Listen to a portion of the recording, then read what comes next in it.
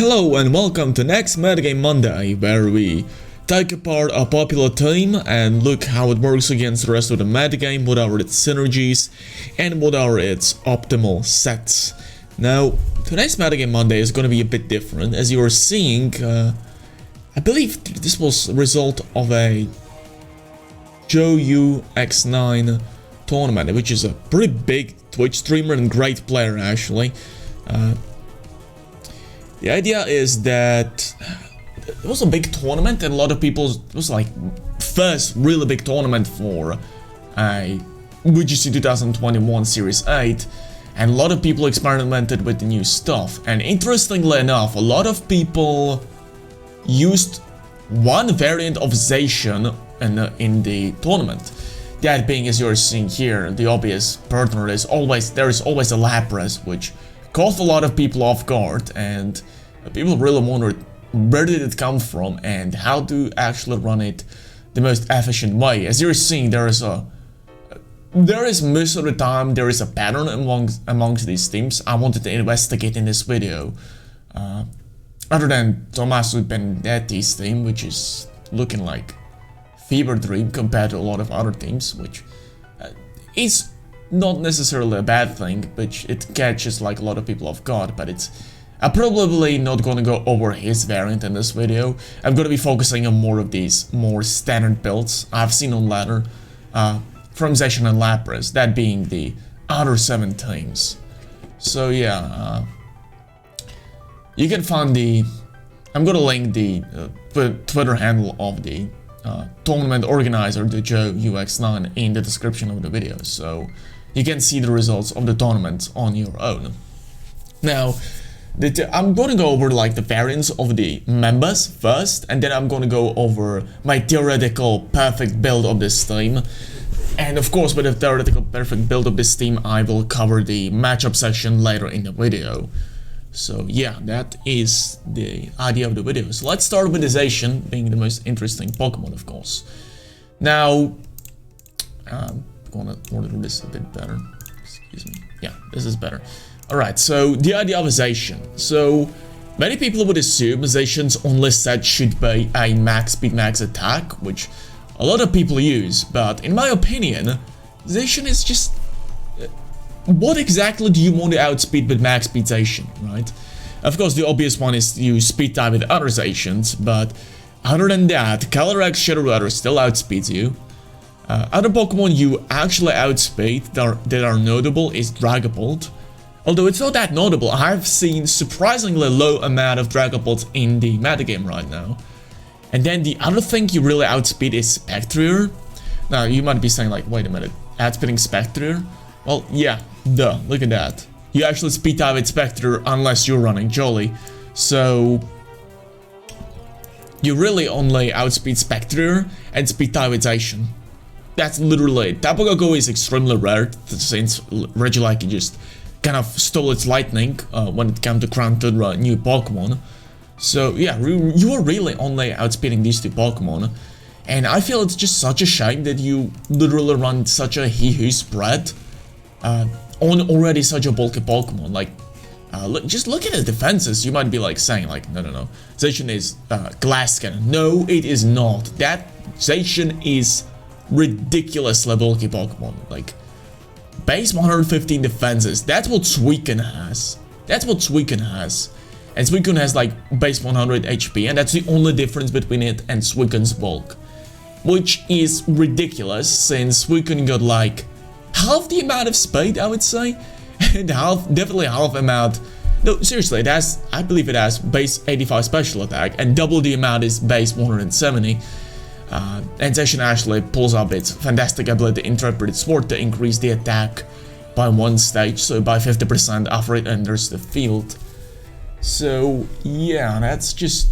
so yeah, you understand me why I think it is a waste to run a speed on Zacian. Now, with this investment, you outspeed Thundurus in Incarnate form before it goes for max Airstream, and I think this is just the only real... Another really important notable outspeed you want to take. It doesn't take too many EVs, and it's just actually pretty important. So Other than that, you will get outsped by Salazar, but unless you're gonna run into Jamie Boyd in a regional tournament or Players Cup, you should not really care about that. Same applies for Weavile. That is very rare Pokemon, almost never seen. And you tank the Weavile's hits pretty easily, so you really do not really worry about that. So yeah, with this speed investment, you outspeed Thundurus incarnate form before it goes for max airstream, and the EV spread. Well, some of you might note that we can go for like the benchmark here. You get 2 extra points by going for another multiple of 10, as you're seeing here. We just go from 199 to multiple of 10, 200, and we get 2 extra points as a result. I'm gonna be talking about that a lot in this video, so I'm not gonna be repeating myself. But with this investment in special defense, the interesting thing is, if you set up a substitute before Regieleki comes onto the battlefield, Electrobab from Magnet Regieleki, that is timid, does not break your substitute, which, wow, yeah, that's actually a pretty powerful attack, powered by a lot of multipliers.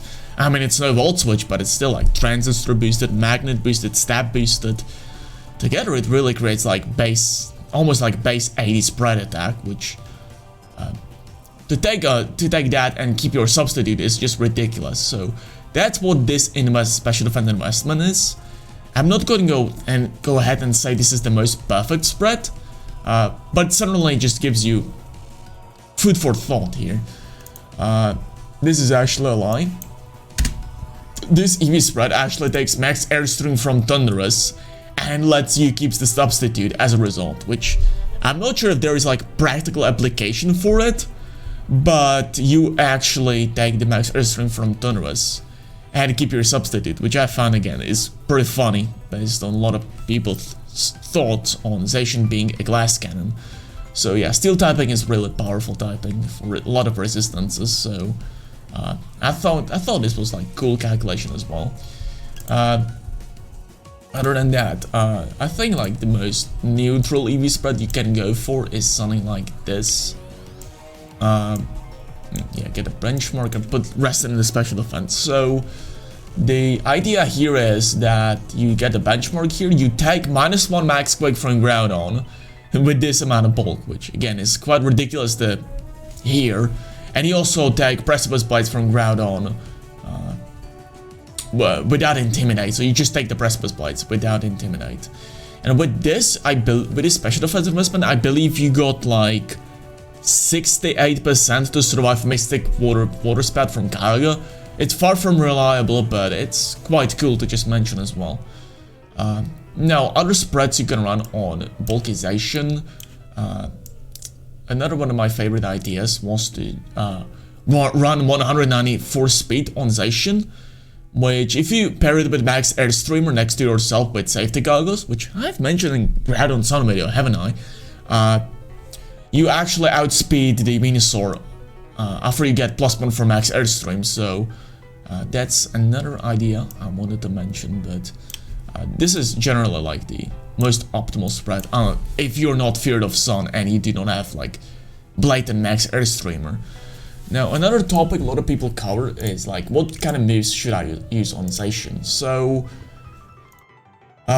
close combat and secrets for discussion is quite interesting as well, since I'm not sure what is the calculation, but I have seen opponents in Sinnoh take +1 Sacred Sword and Parting Shot my Zacian into a pretty disadvantageous position here. So if you're running Sacred Sword, and even if you get +1, sometimes Incineroar will take the hit, but otherwise Sacred Sword is mostly superior. You don't drop your defenses, which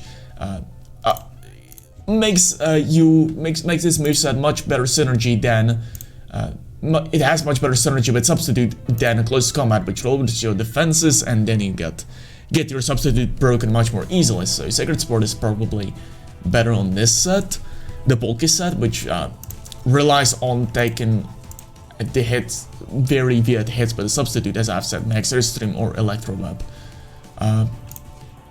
But if you're running the max speed Zacian, I would probably just say, go Hihu, go all in with Close Combat. You really are the fast behemoth you want to be in, just go for the close combat there. It's the extra power with Zacian is just like so daunting. You already get so many, you get already such a high base attack, you get the interpret sword boost, and with close combat the extra power is just noticeable. You just stack the multipliers and you're almost unstoppable as a result.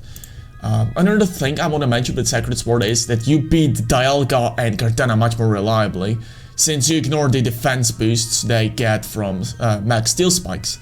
So Zacian is better for late game cleanup on both of these Pokemon.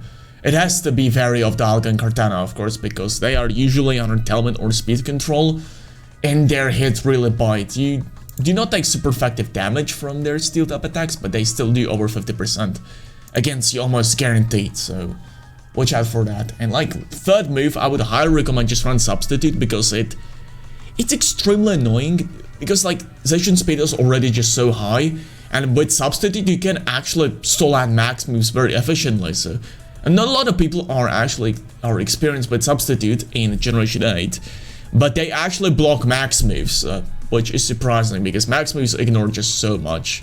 But you actually take a max move with Substitute and you can actually very annoyingly stall out opponent's Dynamax. Although, yeah, Behemoth's Blade special effect is it doubles against Dynamax. It's still very annoying for opponent to just like constantly hit Substitute and not get anywhere and then get their Dynamax completely wasted. So yeah. Oh yeah, I forgot to mention, Zacian actually cannot Dynamax. It is its special property within the game. It's just special. He is just special. Yeah, you can run like if you're like I would just run Substitute, please. But if you really want to run something else, go for Player Off or the Wild Charge. Player Off can hit water types a bit better, but generally Substitute is just better because you check a lot more things you already check. Like it's just more irritating, and that's what you want to be without Dynamax, really. If you're a Dynamaxer, you just won't go like he who attacks, but if you are not Dynamaxing, you might as well go for a more irritating set. Wild Charge is actually pretty, like, it can catch a lot of people off guard, which I would probably recommend running Wild Charge purely as the best of one gimmick, because it catches a lot of stuff like Kyogre, which might think it's safe, or Charizard of God, and he might win games very early thanks to the Wild Charge surprise coverage it provides. So yeah, that is Zacian, alright? Now the second, of course, almost always there is a Lapras on the team, as you have all seen. Now, I would my recommendation is to run Life Orb Lapras on the team. Lapras, interesting property about Lapras is that it actually cannot one-shot Incineroar without the Life Orb boost. It probably can, but it's a roll on 0 special defense Incineroar, so it's not ideal.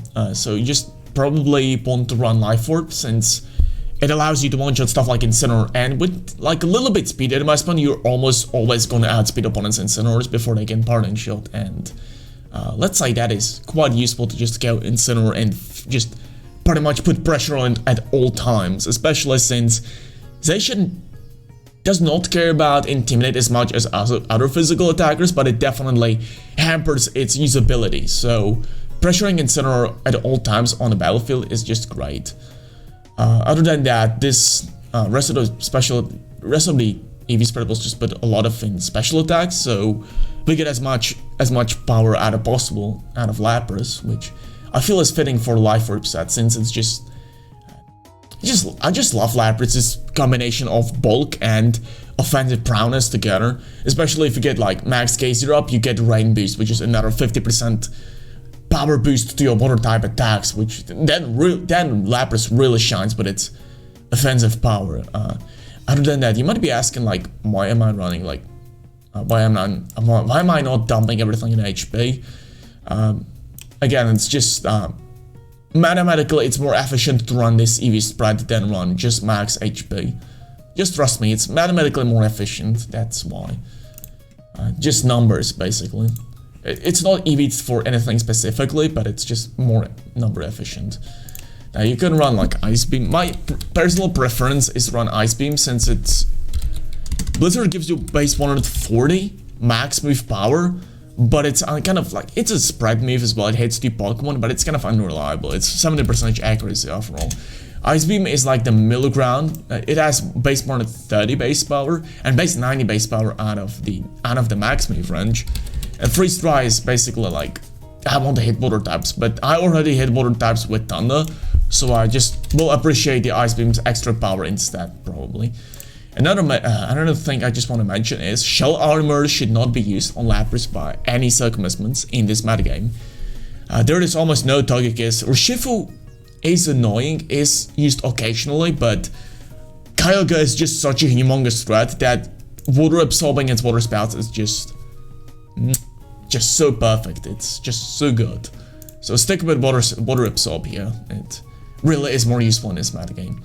Now, if running Life Orb is not cup of your coffee and you want to run like more bulkier spread, I would probably recommend like running Perish Song and Freeze Dry together. So the Freeze Dry's property of hitting water types might be useful outside of the Dynamax. So I probably if you're not running Thunder, you can run Thunder on a light clay set as well, but if you want to run Perish Song, definitely consider running Freeze Dry. Now, this EV spread allows you to take Thunderbolt from Magnet Regieleki without need the Dynamax, so it does 98% outside of the Dynamax and about 47% in the Dynamax. So that allows for better Perish Song stalling in late game. That's pretty much the idea. Now, if you want to run Weakness Policy, we're gonna go over this later in this video, like about in 10 minutes, but Lapras could pair with Dusclops as a Trick Room option, and in that case you probably want to consider running Weakness Policy on it, since Dusclops can Rock Tomb you into the proc to Weakness Policy, so that's just food for thought for you. Other than that, this Weakness Policy set allows you to take Max Overgrowth from Kartana, proc to Weakness Policy, do set it up for 2-hit KO with a Weakness Policy boost, and next turn with Grassy Terrain Recovery and Aurora Vial, you are actually gonna take the second Max Overgrowth from Kartana and you're gonna KO it back. So yes, you take with Aurora Vial boost, you take 2 Max Overgrowths from Kartana, so that's like another bulk benchmark you want to consider while running Lapras, yeah? Also, the Kartana is Assault Vested, which is the most usual set right now. That's just, it has only 4 attack and EVs and a lot of special defense, max speed. So yeah, it's the usual main Dynamaxer on Tornogre teams, which are running around like everywhere right now. So yeah, that's the Lapras. Now let's go into the another Tornogre check, which these teams run a lot. So this Zapdos set, I think, is my creation. I don't know if some other people run it, but the basic idea of the Zapdos is, unlike Thundurus, it actually gets fire coverage, which it means against Tornogre, it actually scares away the Kartana instead of just like watching it set up max steel spikes while Superpower just doesn't do all that much back, and then like Kartana can just completely disassemble your team while Thundurus doesn't do all that much. Zapdos fixes that with having Heat Wave and Hurricane basically from the special spectrum, which means it will. Alright, so Max Flare from Zapdos actually does not one-shot Kartana in Rain, but Max Airstream plus Max Flare in Rain actually knocks the Kartana out. So other than that, you won't run Assault Vest, so you take the Kyogre hits. Kyogre hits are going to be loathable as a result because of that. After all, Zapdos is not like Thundurus, it doesn't really need to use speed. I believe this speed investment allows me to outspeed like... It allows me to speed creep most of the Pokemon among the 120 range, so that's why I'm running base just like 20 speed EVs. You get a benchmark here again, like 2 extra points on special attacks, so I thought it was cool to go for. Other than that, the rest of it is just put in the bulk special defense and 4 EVs into defense for, again, more optimal number optimization. Volt Switch is just, I mean, you could run something like Ancient Power, but Volt Switch is great momentum gain tool. And Zapdos is actually like very decent outside of the Dynamax as well, so you really want to run Volt Switch as a great momentum gaining option. And Hurricane is actually like okay alongside Lapras, since Lapras might set up max with max case here. Lapras might set up Rain for your Zapdos, so you can go for one perfect accurate Hurricanes. So I thought that was cool. So yeah, Zapdos is probably the best check to turn Ogre, but it misses out on other cool stuff. I'm probably gonna say Thunderous has. So Thunderous, with the Southwest set, doesn't really check Torn Ogre that well, but it still gets the job done pretty well. So by that I mean it one-shots Kyogre with Max Lightning. It takes the Max Geyser from it, I believe, with the Southwest if opponent Kyogre Dynamaxes, and it is a lot faster. It outspeeds a lot of stuff in the game. So yeah, that's the Thunderous's kind of like properties. The other important property is that it gets Defiant, which means if opponent intimidates the Thunderous, it gets, instead of -1 attack, it gets -1 attack, but then it rises the attack stat by another 2 stages, which efficiently means it gets +1 attack anytime opponent lowers its stat. That includes Intimidate, which means if Zacian was ever scared of Intimidate, opponent really will reconsider going with Incineroar, for example, as a lead against Zacian, because that means you could give Thunderous +1 attack, then it goes for max Airstream, and oh boy, that thing snowballs out of control within minutes. Within 1 turn, basically. So, well, it takes like 2 minutes, 1 minute to just, for both the Dynamax options in-game to Dynamax, so not too far enough. But the animation time in-game, so yeah, other than that, Fly Wild Charge is pretty much its main stabs. Like you would say like Tornadus is okay with the fight. No, Thunderous is basically Tornadus with a electric type coverage, which again is very important in taking on the Torn Ogre archetype. Now, what is the last move? What should the last move be? Well, there are many options like Iron Tile. I've seen people use like maybe U-Turn. People just consider Assurance as well. But you really want to use Lash Out. So the funniest thing is that Lash Out boosts your power, doubles the base power of the move, even if you get intimidated and get your stat doubled like to +1, you still got your stat lowered on the lead, for example. So if you get intimidated on the lead, you can still go for Lash Out and get the double the power out of it. Other than that, the Dark move on Thunderous is actually very important in dealing with a Cataract Shadow Rider. This team actually does not have a very good matchup against it usually. I'm actually gonna pull up the image again. Like you're seeing like Incineroar gets one-shotted, Zacian gets one-shotted with the helping hand boost from Axequake, from Mudshot. Amoonguss doesn't really stop this thing. Like if you think you can snarl with Incineroar to weaken the Cataracts next to Amoonguss, Cataract scales your Amoonguss, gets +1 special attack, Incineroar snarls, so does like 30% at best to Dynamax. I'm actually not really familiar with the calculations against that. Especially like I said, +0 again, and then I one-shot Incineroar. Lapras doesn't do all that much because of the Max Quake boosts and Dynamax options, and indeed it runs Psychic Seed sometimes. And Landorus is like another option. You can have to try to stop Cataract Shadow Rider, but it's not that fast and cannot. It would rather fit something else on its Assault Vest set other than like Lash Out or Knockoff. I'm actually not sure if it gets like even a Dark move right now. It definitely gets Brutal Swing, but it's not as of a perfect option as Thunderous is. With Thunderous, you pretty much go for like Incineroar lead. You go for max Airstream, get the speed boost. If they go Incineroar, that's fine.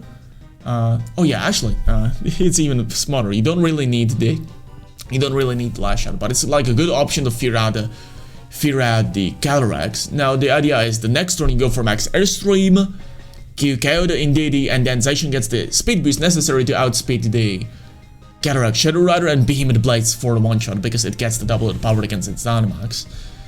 I've seen a lot of Cataract Shadow Riders actually run without Indeedee, with like Indeedee Male or Whimsicott.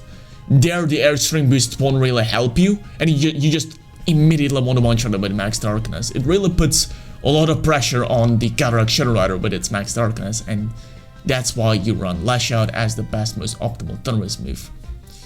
Now these are probably the best options for your Torn Ogre checks on the team, but there are other options like Ferrothorn, with a lot of special defense, Leech Seed.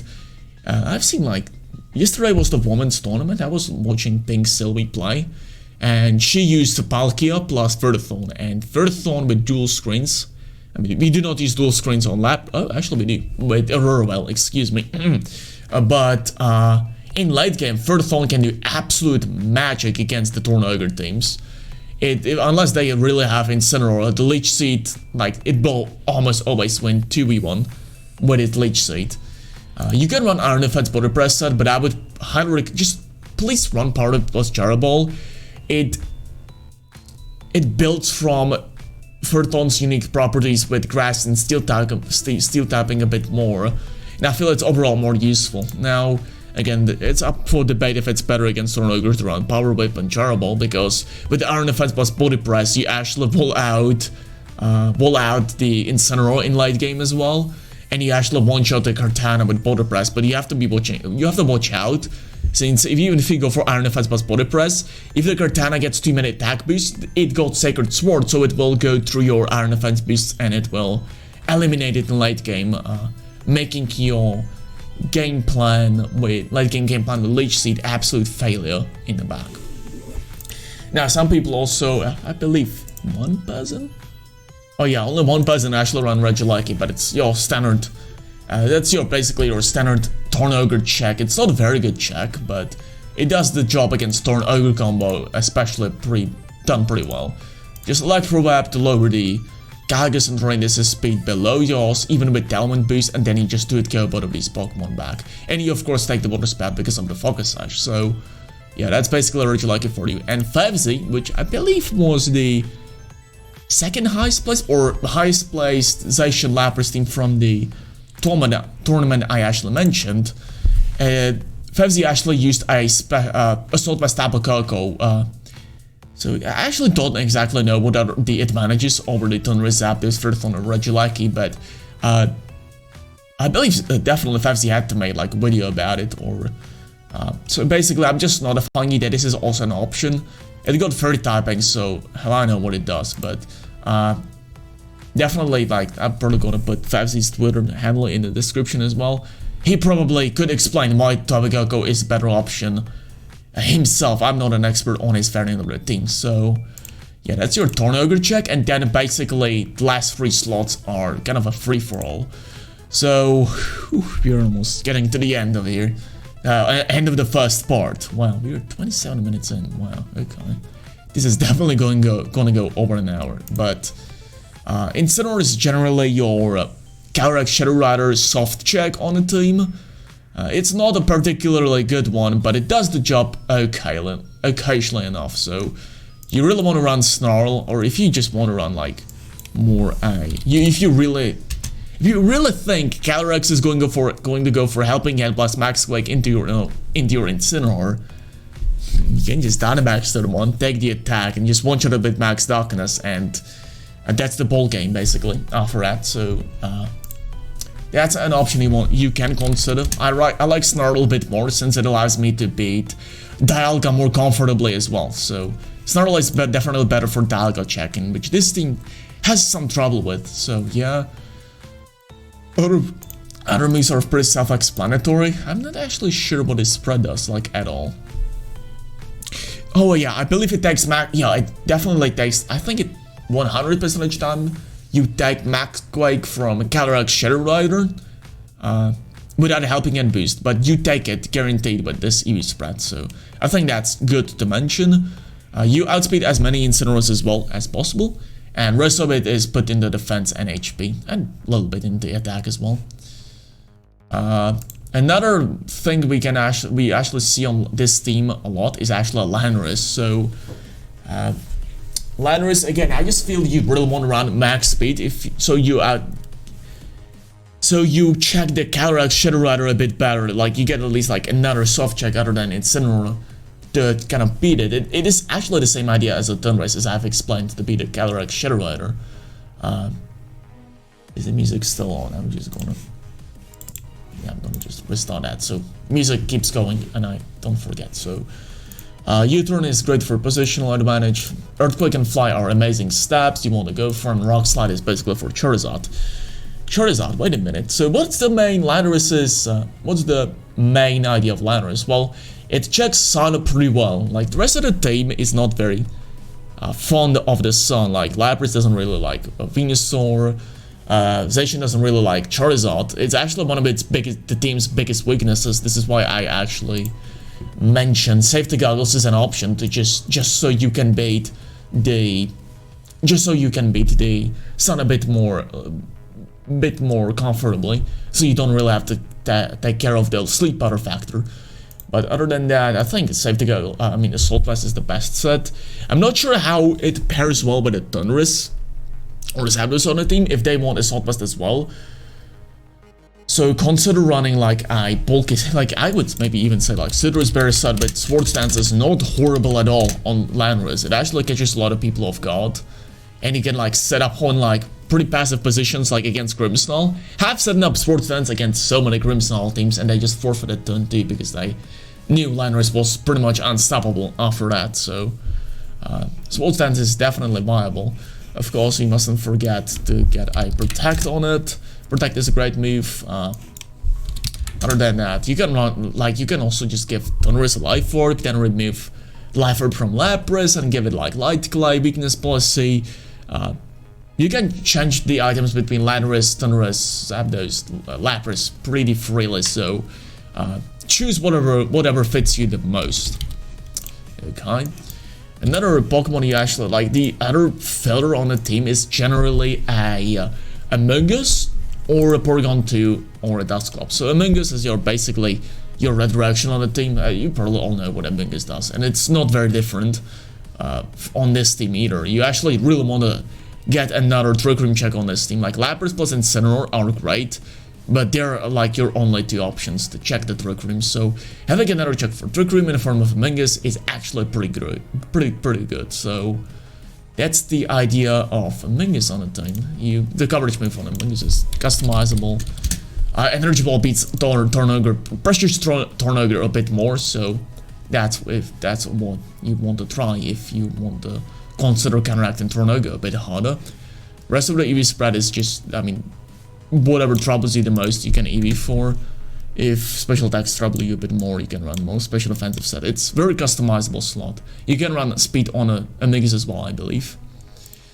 And the other Trick Room check is actually a Porygon 2. Porygon 2's role is basically to reverse Trick Room if, like, your team is not very offensive. And if you don't have Life Orb and Lapras, this team is definitely not offensive enough under Trick Room. Your only options are really Porygon 2, Incineroar, and Lapras, and maybe Amoonguss if you're running that on your team as well. But other than that, this team is pretty passive for Trick Room, so what you actually want to do most of the time with Porygon 2 is set up Trick Room against Tailwind teams to annoy them this way, and reverse the Trick Room against hard Trick Room teams or semi-Trick Room teams with like Calyrex. So yeah, that's what Porygon 2 does, really. And that's pretty much all of its job. Other than that, it's the EV spread again is just, you want to EV more special defensively, since before the only thing that Porygon 2 really feared was Choice Band in close combat, so from Urshifu, which you can just prevent from getting one-shotted by running max defense. But in this metagame, Kyogre is immense threat. There are a lot more special attackers that pressure you, so running a more special defensive set is better. You can run Dusclops as well, as I've mentioned, with like Rock Tomb, Night Chase, Pain Split, and Trick Room being the most efficient set. Again, it invests a lot in special defense, so you take on Kyogre more comfortably. And this is basically Moltres is, I'm actually going to use that in my variant of the team. Moltres Galar is actually much better, like it's basically your another check to Dialga, which is great. And it's pretty much your ultimate check to the Calyrex Shadow Rider archetype. If you got Moltres, you really don't have to worry about Calyrex Shadow Rider, especially if you got Snarl on your Moltres. Snarl is basically there for Calyrex and Dialga to take on both of these archetypes and annoy them, irritate them just immensely. Now Snarl on Incineroar is just way too slow for Dialga as well, as you might discover. Dialga can go for Life or Max Quake, and there goes your Incineroar, or Helping Hand, Max Dragon from Adamant Orb. Incineroar again just faints, so it's generally better to have Moltres as your main Snarl option, because you just outspeed these Pokemon and you pretty much resist almost everything the Calyrex Shadow Rider goes up against you, unless they got rare training kits, which is not unheard of. But if you got a Mingus, for example, you can redirect that attack as well and be just set against that archetype like no other team is. So yeah, that's the basic idea of the Moltres. Of course, you could run Protect, but I don't recommend it. The rest of the moves are pretty great, honestly. Nasty Blow, Hurricane, Fiery Breath give you but weakness policy, make your opponent scratch your head. Like, do you Dynamax? Do you want to go for super effective move to prevent it from setting up Nasty Plot? But if I Dynamax and you proc my weakness policy, that's pretty much too bad for you. Or you just leave me alone, do not hit me too hard, and I set up Nasty Plot for free. It's an amazing mind game tool the Moltres Galar has, and it would be really shame if you would give up on that. So alright, so that's pretty much all the variants the team can have. Whew, I might take a break, but no, let me just continue. Let me push through this. Alright, so yeah, I actually pretty much mentioned everything on this team already and how it works. So I might just go like take a sip here, and like I might just really quickly go over the synergy here.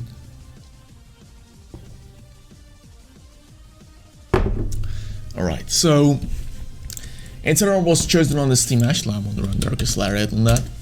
Since Moltres does the Cataract Shadow Rider cover job, so Incineroar, your basic Intimidator. It actually doesn't do anything really specific against any other archetype, other than Sun, where I would just say it fakes out the Venusaur so it cannot sleep under. That is really its only job it does against like specific archetype. Other than that, it's just your standard Incineroar in against every matchup.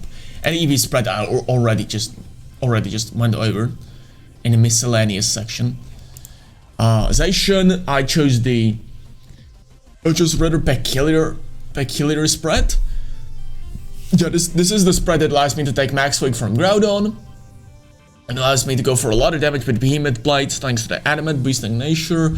I got a lot of bulk otherwise, and then 194 speed allows me to outspeed Venusaur at +1 speed, even if it's timid and in Sun. So that's the Zacian variant I chose. Now I chose my Tornogre check. I chose Zapdos since it's just pretty much the most perfect Tornogre check there can ever be. It's great, it's very bulky, got momentum gain with Volt Switch, and it got amazing coverage moves that every team must love. And it pairs up really well with Lapras' offensive Life Orb set, which allows me to outspeed Incineroar, go for a lot of powerful attacks, and Thunder and Hydro Pump plus Ice Beam give me pretty much flawless coverage in Dynamax form and outside of Dynamax form. And a lot of these moves are powerful enough on their own as well. Freeze Drive would be probably a bit weaker, so yeah. Other than that, this is mathematically optimized to run this defensive spread. This is the most mathematically optimized one. Lapras can also set up max K0 for the Zapdos, so it can use Hurricanes without worrying about missing. So yeah. Also, yeah, I actually chose Close Combat on this Zacian. I might want to change that actually. I'm not sure what we were going to go over in the Google Slides presentation. I actually forgot the matchups when I wrote them, but just what I'm going to talk about in Google Slides presentations and matchup section, that's going to be the move on a Zacian here, alright? So apparently it's Close Combat for some reason. I actually chose just Mingus as my redirection, just so my 3-crew matchup is a bit better, and also redirection can be very useful for Lapras and Zapdos to allow me to check the Tornogre matchup a bit better. But also, yeah, just basically redirection and sporing is as annoying as it is always going to be useful against some archetypes. It's just such a good troll technique. And of course, Regenerator was chosen just because it's better than Effect Spore, and Cobbleberry Berry for, yeah, basically the most common attack that goes into Mingus is Cobbleberry Berry. And like, I basically can force out like situations where it pretty much means opponent that either opponent knocks me out and doesn't get the Airstream boost, or he gets the Airstream boost and I put him to sleep. So yeah, that's basically the idea of Cobbleberry Berry on Mingus. And last slot I actually chose Moltres Galar because I realized my Dialga and Shadow Rex matchups are pretty bad. Shadow Rex being Cataract Shadow Rider. So I just chose the Snarl set I just mentioned like 3 minutes ago. So I just chose that as my Cataract Shadow Rider check and Dialga check as well. So yeah, that's pretty much the build I chose. And to best explain its matchup advantages, we're gonna go over the Google Slides presentation. Now let me actually just do them one last time, so the music keeps playing while I explain the spreads, alright? There we go. Yeah, some people call it lapdog for some reason. I think that's funny. Alright, so let me actually scroll down here. Yeah, that should be the Google Slides, yeah. So yeah, VGC 2021 Series 8 Lapras Zacian Detailed Matchup Guide. Basic information. So, actually you cannot see all of the Thorn Ogre game plan, but let me just go over it real fast. So against Thorn Ogre, you're gonna basically... Alright, so Thorn Ogre lead is very complicated lead. But basically, Thorn Ogre got like multiple options to go how to react to the Lapras plus Mungus combination. So, basically, they could go for something like Taunt plus Water Spout. Alright, I'm gonna mention the Kyogre actually runs Ice Beam pretty rarely from what I've seen. It really wants Water Spout, Origin Pulse, Thunder, and Protect on their immune slots, so it's kinda hard for them to fit Ice Beam. So, I think what is the best option to go for them is to... alright, so like... Taunting the Amoonguss allows them to pretty much safely not care about a Spore for the rest of the game, and also it allows makes Amoonguss completely a passive option for me. So that's one option. But this option, if they taunt and like Water Spout, they usually just like I can just double up their Tornadoes, go for an Energy Ball plus G-Max Resonance, and they instantly lose because Zacian now outspeeds Cortana, and it's just too irritating for them to deal with at this moment. So, and yeah, Cortana doesn't really do all that much, and I can, I believe I got an Energy Ball on Amoonguss, so I can just go for an Energy Ball plus Max Lightning to KO the Kyogre next turn, and it's just, whew, with Zapdos and Zacian as my pretty great Cortana checks, it's just so over. It's just so over that game for them, so they can't really go for Taunt. Another good play they could go for is something like among the... like Hurricane plus Water Spout, which doesn't really KO Amoonguss, but it allows them to like damage it heavily for Cortana to pick it off next turn, get Airstream plus attack boost, and then they can start getting rolling. They can of course go for like Max Knuckle, Max Steel Spike to boost different kind of stats, and that allows for an easy reverse sweep. So this is one of the better options I think they got. Another option is to just set up Delman and go for Water Spout, which is quite risky because Amoonguss can go for like Spore, which I think is just not ideal for them. So I think the best play they can go for is just like predict my Amoonguss to go for an attack move, since Taunt is just so obvious, and Tornado is almost like has to run Taunt as well. So if opponent is smart, they want to go for Taunt because they know I'm not going to be risking Spore turn 1. It's just kind of dumb of me. And like another play is that they can, like, if they protect on Amoonguss, which is completely like, what? I can go for Rage Powder for some unknown reason as well if they don't really know me, but predicting and Amoonguss protect is just suboptimal from all of the, like, Amoonguss is actually a pretty scary Pokemon. You just want to eliminate it as soon as possible on this late, so just like caring about Lapras and just predicting I'm gonna protect Amoonguss for no reason whatsoever because it will almost always survive the attack, it just doesn't make much sense to me. So we're gonna go of course for the thing that makes the least sense. We're gonna go for the protect on Amoonguss because just thundering my Lapras is such a rare play and such a risky play from an opponent that I don't think opponent can afford to do that under any circumstance. So protecting Amoonguss and going for thundering the Kyogre is safest and most unpredictable play possible, and this is the best play. Now next turn, thanks to your protection and the fact that you got Water Absorb, Water Spout did not do anything to you. If they set up Talmud, you again just don't care, but Energy Ball plus Ice Beam gets a Kyogre knocking out and allows Ice Beam, you're allowed to, Ice Beam will bring down Tornadoes to Focus Sash.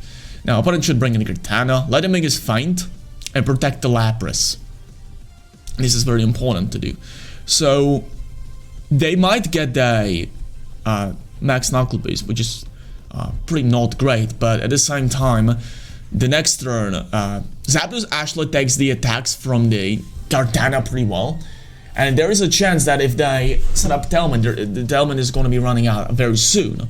Now we can just go for like first turn, which we protect. Second turn, the double, just Ice Beam plus Energy Ball. Third turn, Amogus gets knocked out. So fourth turn, you want to go for, actually don't mention here, but like you want to go for Max Airstream first. Let opponent KO the Lapras with Max Overgrowth. And then, actually, wait a minute, yeah, there's no Ogre, yeah. But like, you want to just start targeting down the Kartana, go for Max Airstream. And then just let them just knock out the Lapras, and then bring in Zacian, protect the Zacian, KO the Kartana with Max Flare, and they're like mega screwed right now. You could actually go for double Max Flare when I think about it, because they will set up the Delman right back up. But the important part is Zapdos actually resists everything Kartana does, so it will be extremely resilient against it. It got Assault West, so it will, and it resists the Hurricane, so again, it takes that well, that attacks as extremely well as well. After you knock out the Kartana, Aleki is pretty much their only viable option to have in the bag, like Incineroar Max Airstream plus Sacred Sword. What do you think? And Amogus, like, that's Behemoth Blade plus Max Airstream for the knockout, so it doesn't really matter what they have in the bag. The best option is Aleki, which gets knocked out by Sacred Sword plus Max Flare, and then Tornadus is just left alone there.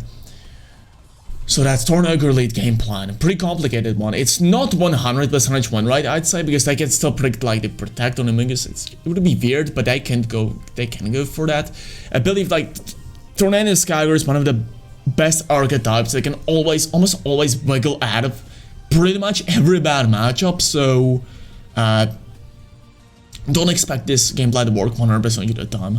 Ogre is really the most powerful archetype that can almost always win if they play correctly. This is just a theoretical game plan, and it feels like you just got enough options to pressure the archetype, even if it just set-ups itself or kind of leads kind of differently or switches at one point. I think we still got the advantage thanks to the Lapras plus Zapdos and the Amogus combination, so yeah. Aleki Kyogre lead is actually pretty funny because most of the time what the opponent does against this is they Dynamax Aleki.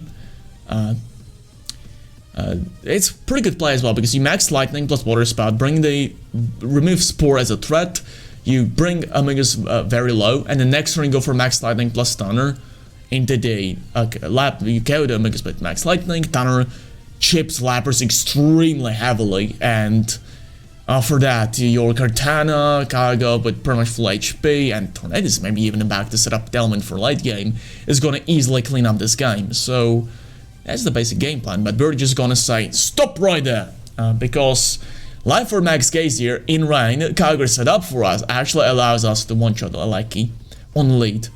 So they will go for Water Spout plus Max Lightning, we KO the Aleki, and they're like,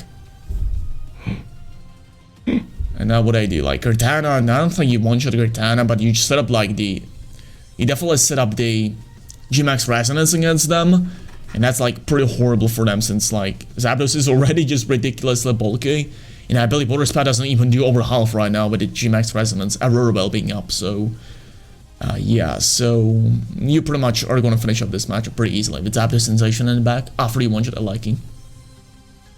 Against Kartana versus Kyogre late, you just really want them to just get carried away by like saying, oh, I'm gonna knock out the Lapras and get the attack boost, and I'm gonna get a Grassy Train. You just want them to say that. So you spore the Kyogre turn 1. Try to do that as well as you can do, and let Lapras find this turn. Next turn, bring in your Zapdos, but it's a matchup fun. Now, if you didn't put the Kyogre to sleep, do it this turn, please. And go for Max Airstream. Now, what it does again is that the opponent didn't set up Delman, right? So, unless they Airstream, which they might go for against the Amogus, but I believe they cannot knock you out because of the Cobbler Berry plus high special defense investment. So you pretty much, even if they protect that one, you will get a Spore off, get a Max Airstream off, and next turn you can like protect the Amogus, KO the Kartana with Max Flare, and bring in your Zacian and just reverse sweep. So it's almost the same. If you manage to get a Spore off turn 1, just go for Max Airstream plus switch Zacian inside of the Amogus, and basically get the speed boost. So the idea is that now with the speed boost on Zacian and Max Airstream chip, you actually finish off Kartana with whatever fighting move you have, I believe. And then the Zapdos one-shots the Kyogre next to it with Max Lightning. I actually don't believe you one-shot, but like, you chip it away so much that like it's not gonna be a problem anymore. And it's just like it has only like 33% wake up, and it has to hit both origin pulses, and he got 68% one shot. So odds are stacked against the Kyogre. So yeah, that's a game plan against Turn Ogre. Nothing like comfortable matchup, but I think he just got good enough matchup in this case. Now, we do know in the semi-trick room, oh boy, that's gonna be a lot of fun. But basically the idea is, Vega plus Heatwave turn 1, they just scout out if they Dynamax or set up Trick Room. If they set up Trick Room, they are completely screwed against Lapras in the back, because Groudon is screwed up against it, Venusaur is screwed against it, and very rarely Sun actually carries something like Lesser on the team, so they really rely on Groudon, Incineroar, and Venusaur to be there. Groudon, Incineroar, and Venusaur to be their Trick Room users. So yeah, they just screw themselves up immediately. But if they don't set up Trick Room turn 1, they max Venusaur turn 1, but it doesn't do all that much. I feel it just most likely goes for something stupid as a max use or max Quake. Max use is probably more probable, I'd say. But pretty much next turn, unless they just... Well, I'd say most of the Venusaurs are bulky on this team, so you go for parting, so you go for max airstream against it, and you parting shot it. You basically outspeed it with Incineroar thanks to the max airstream boost, and you lowered its special attack prowess. A lot of Venusaurs are actually Cobbler Berry on this team, and they're very slow, so this play is pretty optimal. But if you're really feeling like lucky, max airstream plus Flare Blitz can KO the Venusaur this turn as well. But again, keep an eye on like the... keep an eye on the possible Groudon switches, because they might, like, with max Ooze boost, they will one-shot your Incineroar with max Quake, so you have to keep an eye on that. Just watch out for that, alright? Yeah, so just keep an eye on that. Like, for example, just be more, like, switch to Lapras, for example, to get, and then, like, max Airstream, and then you just get knocked out with max Airstream next turn on the Venusaur. Just be creative. Just keep these informations in mind, but always go for Heatwave plus Fake Out against Venusaur. Right, against Venusaur Ground it's just Airstream plus Fake Out into Venusaur to just pretty much prevent the Fake Out. I mean, Sleep Powder. And if you prevent Sleep Powder, you just either KO it or it Dynamaxes, and like with Dynamax, it's just like not very useful. And turn 2, you just max Airstream the Venusaur again for the knockout, parting shot the Groudon. And then Groudon is -2 attack. You got Incineroar in the back, and like everything in the back you have in the back just kind of cleans up. And Lapras has pretty good matchup against Groudon as well, thanks to the Ice Beam. So yeah. Yeah, and against Charizard, like, you want to go for max Earthstream plus Fake Out, turn 1 next. Fake Out the slot next to Charizard. The idea is Charizard can hardly afford to go for max Earthstream turn 1, because Zapdos just resists it, and Zapdos is the main threat here, so... They go for G-Max Wildfire turn 1. You will take the attack okay-ishly, like I say, well, but... with the Salt Blast, you can only take the G-Max Wildfire from Solar Power in Sun, just almost so well, but...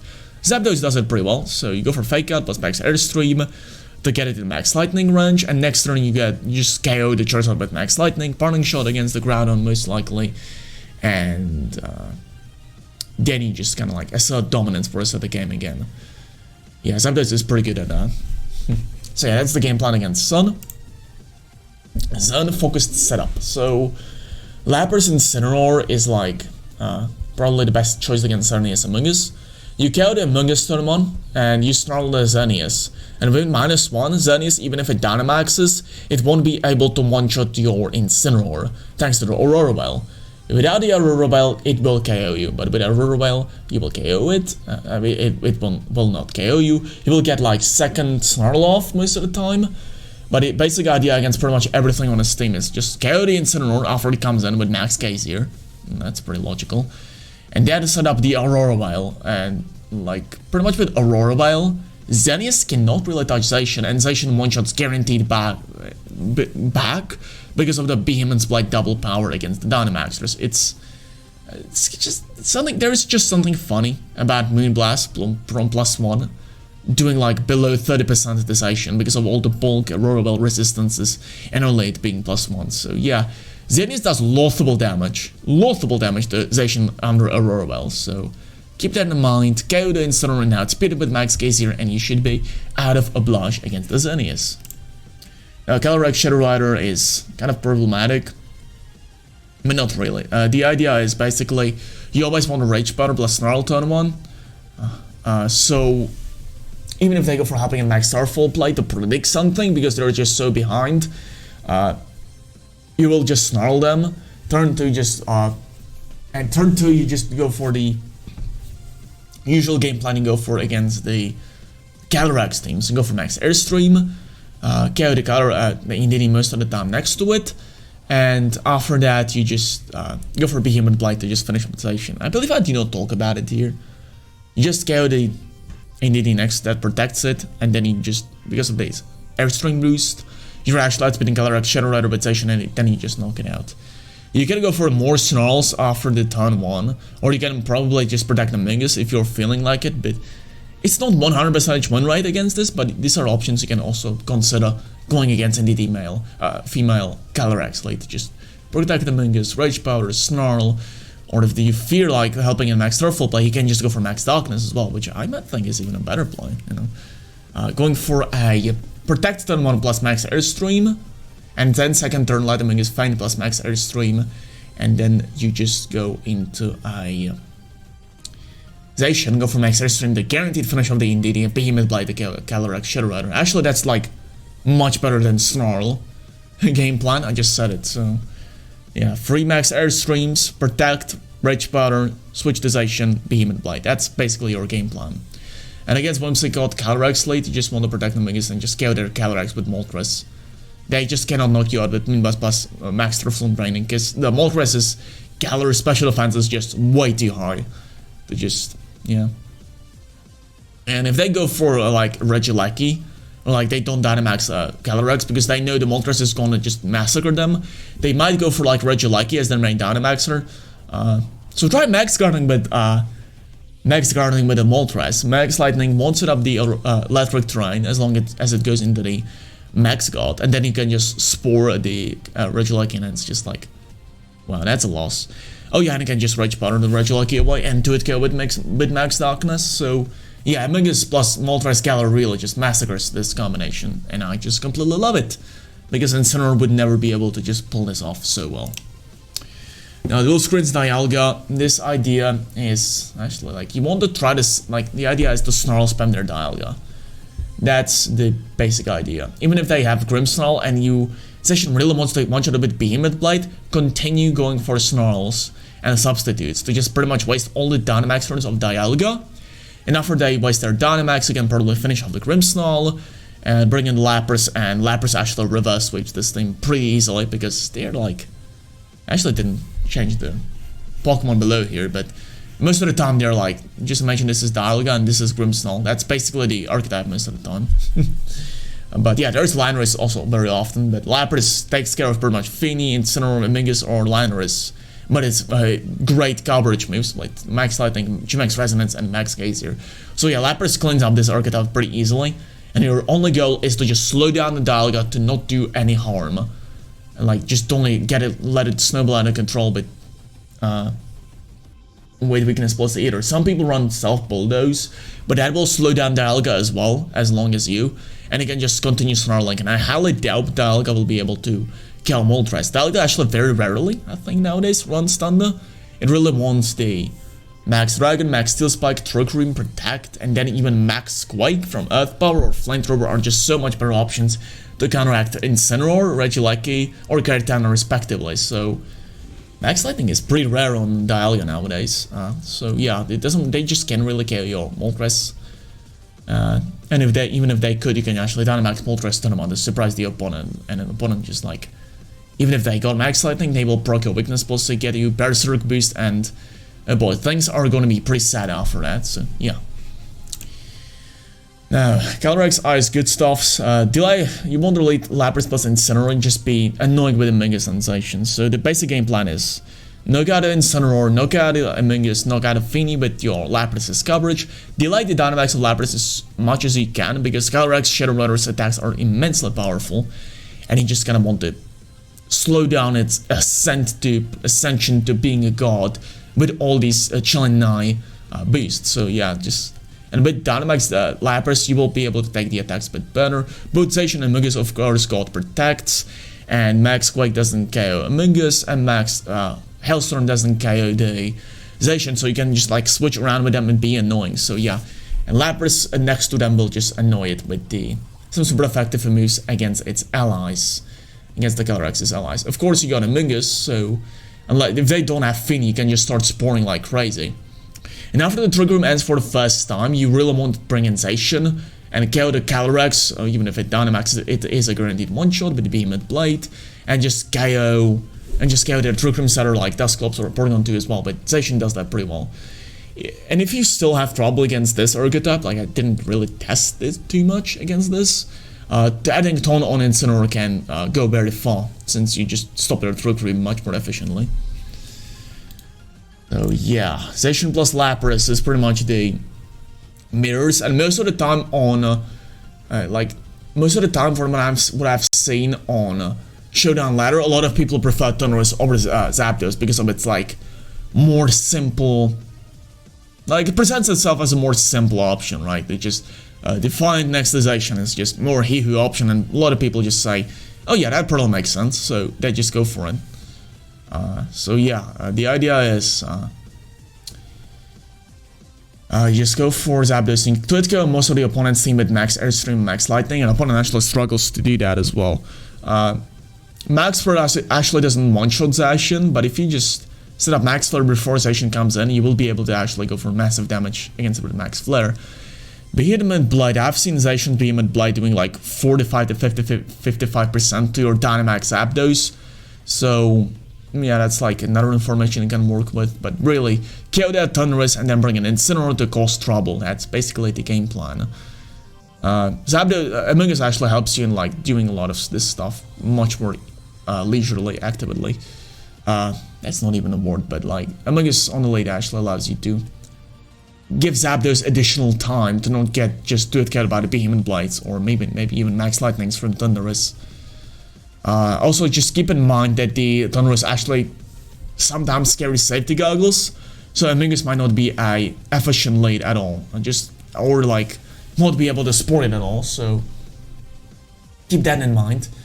You know, like Zacian is probably what you want to run in the back as well, or you want to lead alongside Zapdos. But the problem is it doesn't. If you're running like my bulky variant of Zacian, you're risking the fact that the opponent Zacian will actually outspeed you, and that could be pretty bad. Well, yeah, like just Behemoth Blading you before you can Behemoth Blade. It's kind of uncomfortable. So yeah. Yeah, adding some speed on the Mungus can actually be also very fun, because if they bring Lapras and you Airstream turn 1, you will be able to outspeed their Lapras, put it to sleep with Spore, and they just wasted their Dynamax because of that. Like, they can sleep through all the Dynamax, or at least like minimum amount of like 1 ton through their Dynamax, and I think that's pretty funny. So yeah, consider running some speed on the Mungus. It's actually good in like a lot of other options, like spawning the Incineroar with Max Airstream and such stuff like that. And I believe this is the last archetype we cover. Yveltal plus Friends. So Yveltal Raichu, protect your Lapras from getting lowered special attack at all costs. That means Eerie Impulse from Raichu, Snarls from Incineroars, or Snarl from Yveltal. So yeah, these are like the most common things. Other than that, Lapras plus Zacian are absolutely a horrible matchup for us. Again, the coverage of Lapras really covers so much of their team, and Twitko so much of their team, or one-shots most of their teams, to the point it's just, it pressures them so hard. So just like protecting the Lapras with like a Fake Out to prevent the Eerie Impulse or Snarl, and then just like Parting Shotting in a Mungus while Max guarding Lapras, to prevent the special attack drops is horrible.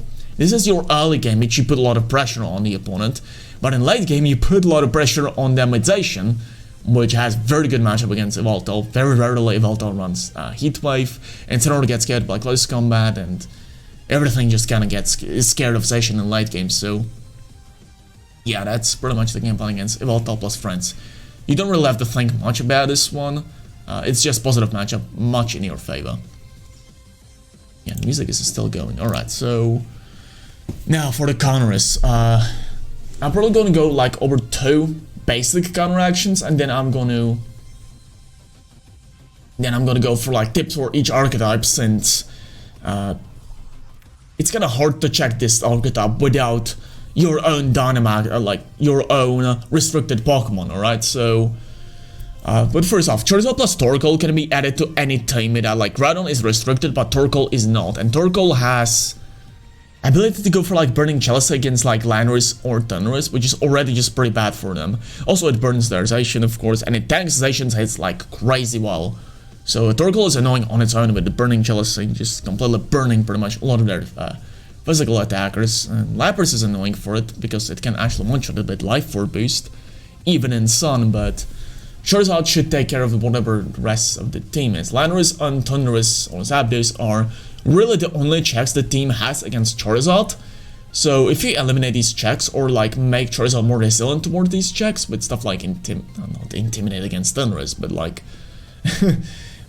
having random ice moves on a team, getting Tailwind boost for Charizard for whatever reason, or like maybe even running Choice Scarf for Charizard, which actually catches Zacian off guard very well.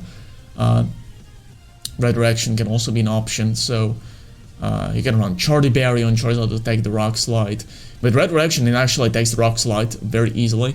It doesn't take Max Rockfall without Chardy Berry, but it takes Rock Slide in the G-Max form, even without Chardy Berry, so yeah, I think that's pretty fun. And if you get Redirection next to it with like Torkoal, maybe even with like a Jetpack on Torkoal, this is just... Opponent will have really hard time, since both Torkoal and Charizard are extremely annoying for this team. Now you have to take care of Lapras as well, like take it into consideration. But you can take it by consideration to like, just like switch Torkoal into like one Mingus and like, then you just G-Max Vault for the Lapras, it goes for Max Gazier, Rain is up, but I switch back to Torkoal and KO Lapras, so... Be creative. I believe G-Max Vault for actually one-shots to Landorus. Even without Life Orb, even Assault West Landorus just gets one-shotted because of the ridiculous amount of multipliers Solar Power Charizard under Sun with Fire Move accumulates, so yeah. Another check I would probably say again, Sun like, kind of makes sense with Sun, is Venusaur or like well-protected Mingus, so like, what I mean by that is like, this team already has very poor protection against Sleep, so if you just can like, put yourself in a position where the Sleep Setter is not countered at all, like under not a Fake Out pressure, under not a Incineroar pressure, Airstream pressure, which Venusaur is actually not in a lot of positions because it just gets the Chlorophyll boost. It actually outspeeds all of these, like Landorus, Thundurus, maybe sometimes even Zacian after Airstream boost. So like, you just put like, for example, Feint with something, then you bring in Venusaur and the opponent's like, how do I stop the Sleep pattern? Like, Zapdos won't be able to stop it. Like, you just spread this Sleep a lot after that, and you just should be able to just pull off pretty successful reverse sweep, in my opinion, if you just bring in Venusaur after something Feints. So yeah, that's like food for thought. Also, you can run like Life Orb Weather Ball, but Weather Ball transforms into 100 base power Fire Move in Sun, and you actually one-shot Zacian with the Weather Ball, so that's another like food for thought you want to go over. So bring in Venusaur after something faints or after it's safe, or get a Protect on it. So Amogus and Trick Room is very similar. Like, you have to be scared of like opponents' Amogus as well. The Zacian Lapras team got their own Amogus most of the time, but you can run like Safety Goggles on something, and after that your Amogus just reigns supreme, because opponent's Amogus can put Amogus to sleep and your ally to sleep, and your Amogus will be just spawning them to absolutely like crazy amounts. So yeah, the team is not very well protected against sleep, and these two options I gave you can exploit that pretty well. Now, tips for each archetype, like Kartana, Kyogre is actually amazing, as long as you switch out Kyogre, turn one into Mingus.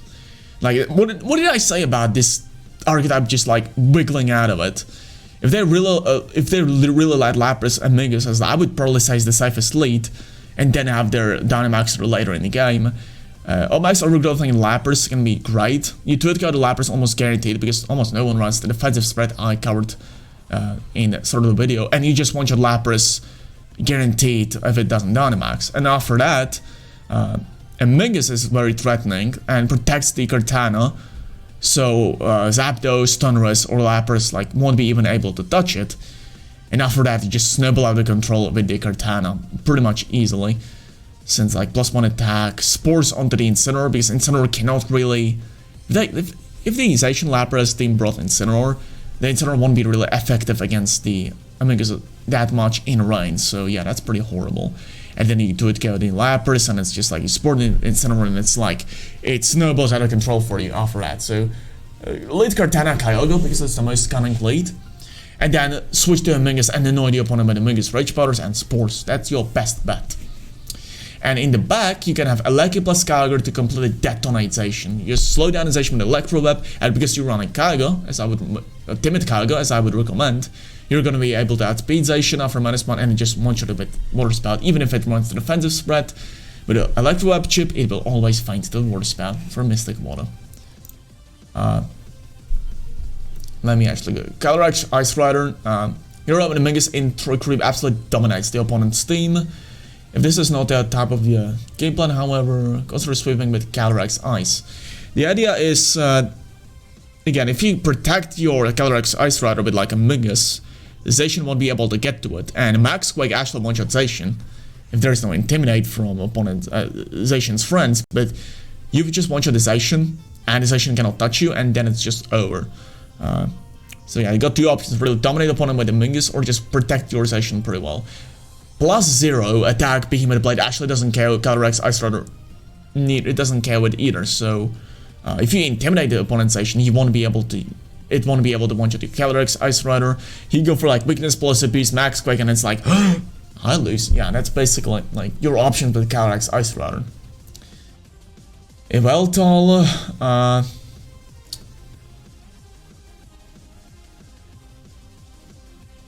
oh, okay. I was looking at the game plan. You actually want to mention you want to go with Landorus as a lead. So you max quick with Landorus. All right. So your impulse link, the Lapras plus max clicking is going to make Lapras extremely passive.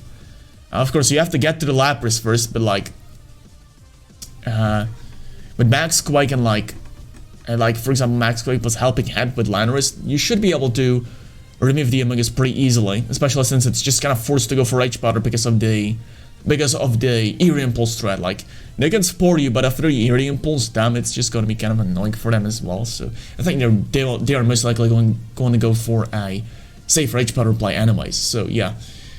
Also consider adding a Helping Hand onto Righteous, since with Helping Hand, max throw for actual one-shot Stunnerus, which is like second biggest threat to your team. So yeah, that's great. And Nuzzle, of course, for Zacian. If you got Focus Sash, you will be guaranteed able to take at least one hit from Zacian.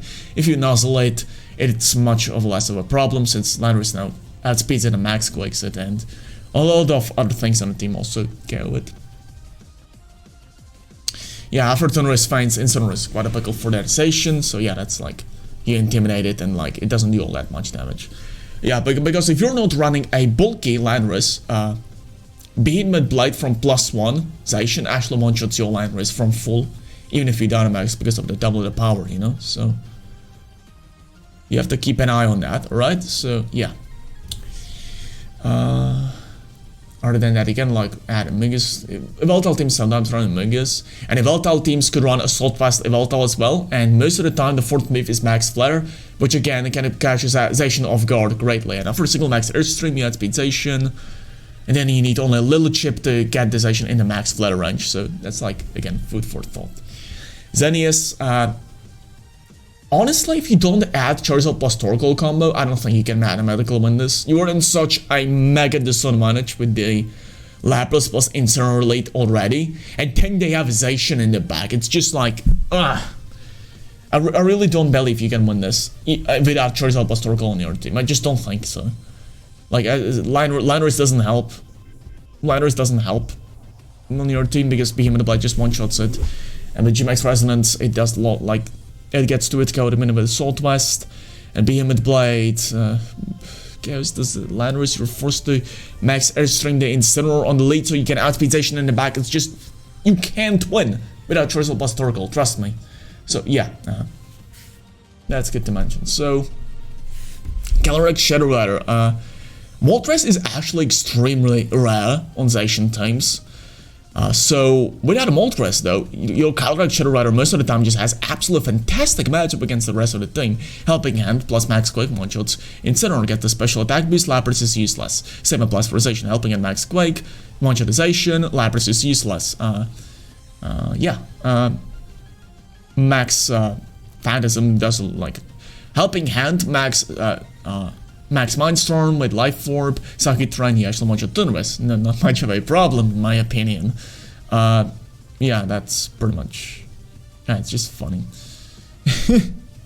Yeah, if they only had Moltres, they are like ultra screwed against the combination of Follow Me, Indeedee Female plus Caldrag Shadow Rider. Now, if they have Moltres, lead with Aleki instead, because it's just almost guaranteed late. So lead with Aleki is my best bet. Also, you can go for like Mini Blast with Whimsicott, which might proc the Moltres' weakness policy, but it goes a long way if they want to set up like Nasty Plot on one or go for Snarl, which I've seen a lot of Moltres do on this archetype. Like, I've seen 2 Moltres on the ladder, and both of them went for Snarl tournament, so yeah. And Dialga tries throwing out the Lapras a little bit, but Dual Scream plus Snarl support if you have it. Like, they might go for Snarl support against you, but you can Snarl them as well. So I lead like in center with Snarl and just set up dual screens and like Snarl, dual screens, slow out their Lapras.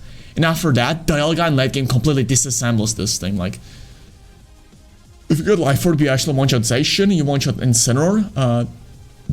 I would say Thunderous cannot really touch you with Steel Spikes plus Reflect. Zacian cannot do with so much with Reflect on the field either, even with Sacred Sword. Zapdos doesn't do all that much damage and it gets 2-hit KO'd. It's just generally a tough matchup for the opponent's Zacian Lapras team to deal with Dialga in late game. So just do the same thing they want to do to you. Slow down their early game Lapras and then go for Dialga reverse sweep, alright?